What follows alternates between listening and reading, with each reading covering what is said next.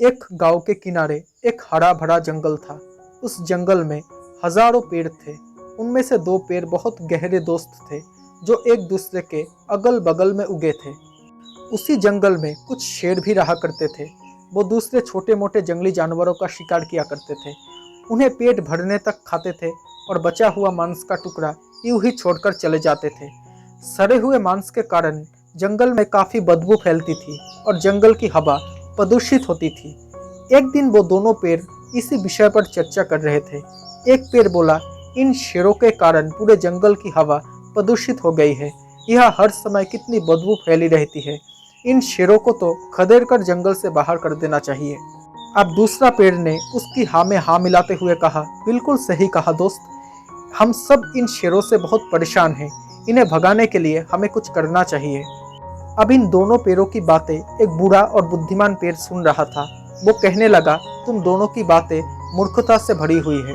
पहले ये तो सोचो कि इन शेरों के कारण हम कितने सुरक्षित हैं। इनके डर से कोई लकड़हारा इस जंगल में लकड़ियां काटने नहीं आता। अगर शेर चले गए तो हम भी कुछ दिनों के मेहमान होंगे। अब बूढ़े पेड़ की बात पर वो दोनों पेड़ कोई ध्यान नहीं दिया।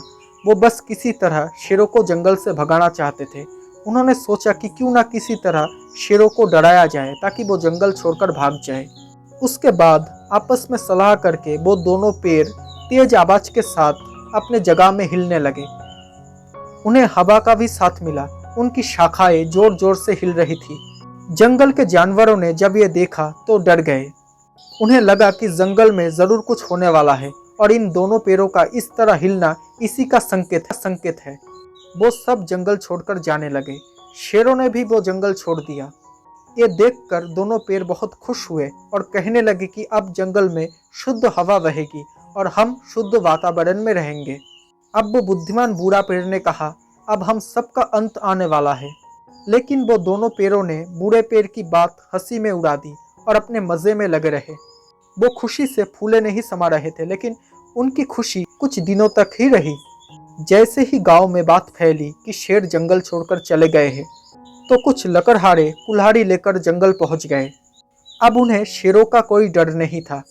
वो बिना किसी डर के पेड़ों को काटने लगे।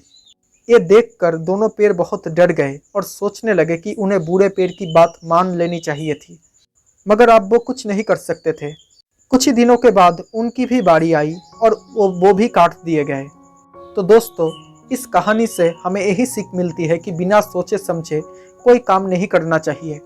किसी भी काम करने से पहले उसके परिणाम के बारे में जरूर सोच विचार कर लेना चाहिए। अगर कोई बुद्धिमान व्यक्ति परामर्श दे रहे हैं तो उसे ध्यान से सुनकर उस पर ध्यान से सोच विचार करना चाहिए। दोस्तों, अगर आपको ये कहानी पसंद आई हो तो प्लीज़ मेरे इस चैनल को सब्सक्राइब कर लेना और नोटिफिकेशन बेल आइकन को ऑन कर लेना, ताकि जब भी मैं ऐसी कोई वीडियो बनाऊं तो सबसे पहले आप तक नोटिफिकेशन पहुंच जाए। Thank you so much for watching this video.